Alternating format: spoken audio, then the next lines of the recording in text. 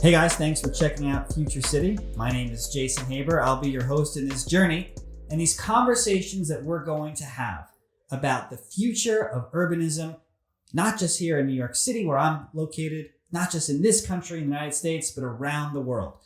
I got into thinking about the future of cities after finishing up a lecture tour that I did this past year.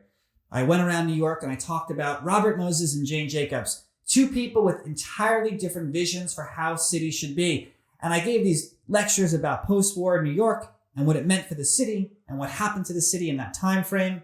And people would ask me at the end of the lecture, what next? What about the future? And that's where this podcast came from. For 6,000 years, we've had cities on this planet. They've existed in very small form and growing larger and larger. But we're now at an inflection point. For the first time in human history, more people live in cities than live outside of cities. There are 7.7 billion people on the planet today. By 2050, there'll be 9.7 billion. Of those people, 2/3 of them will live in cities. There is a growing, massive population in not just cities, but in megacities, as we define as cities over 10 million people. Cities are getting bigger and bigger, and at the same time, the challenges to those cities have never been more great. What we're going to do here is talk about all the real issues that are threatening cities: climate change, transportation, housing, healthcare, all the big data, all the major issues we're going to confront. And we're going to bring on this show a slew of guests from elected officials, policymakers in the public sector.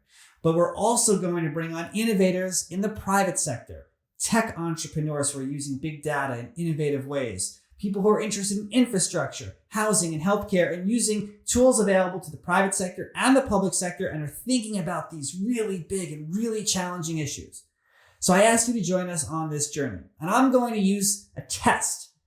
And all the conversations we have, I call it the Erie Canal test. Now, I know that sounds really exciting to call something the Erie Canal test, but go with me for a second. In 1820, we built the Erie Canal here in New York. It was a big public project. And at the time, New York had a population of about 123,000 people. 40 years later, the population of New York was 1.1 million people. The canal was so successful that it paid for itself before it opened. What used to take, say, 45 days to ship now took 9 days. What used to cost $125 to ship now cost about $6. So when you have that kind of growth, when public sector projects work really well, you get growth and more investment. And when they don't work well, you have population stagnation, decline, and economic depression. And what we've seen is when public projects work well, they'll grow the economies, they'll improve the lives of people who live in the communities, and we have what we call a sustainable city. And we're going to think about sustainable cities for the 21st century and what that means and how we can ensure that when we have these population growths, that the city doesn't undermine its own success. Because we've also seen how cities fail throughout history too. Access to water, access to food, infrastructure, and bureaucratic malfunction. And when those three things happen, the growth of cities will stop and they'll end up failing. And there's a very fine line between failure and success. And on this podcast, we're going to explore that line and we're going to figure out what it is that cities need to do in order to be successful in the future. For your future. This isn't something far in advance for your children or your children's children, or your children's children's children's children, like some people would have you believe. The challenges are here, right now, for us to tackle.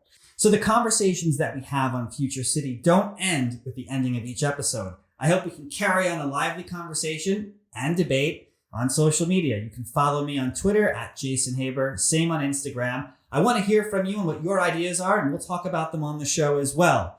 This is a conversation for all of us to be having, and so I hope you'll be an active participant. Look forward to having a lot of conversations with you guys, and thanks for checking out the podcast.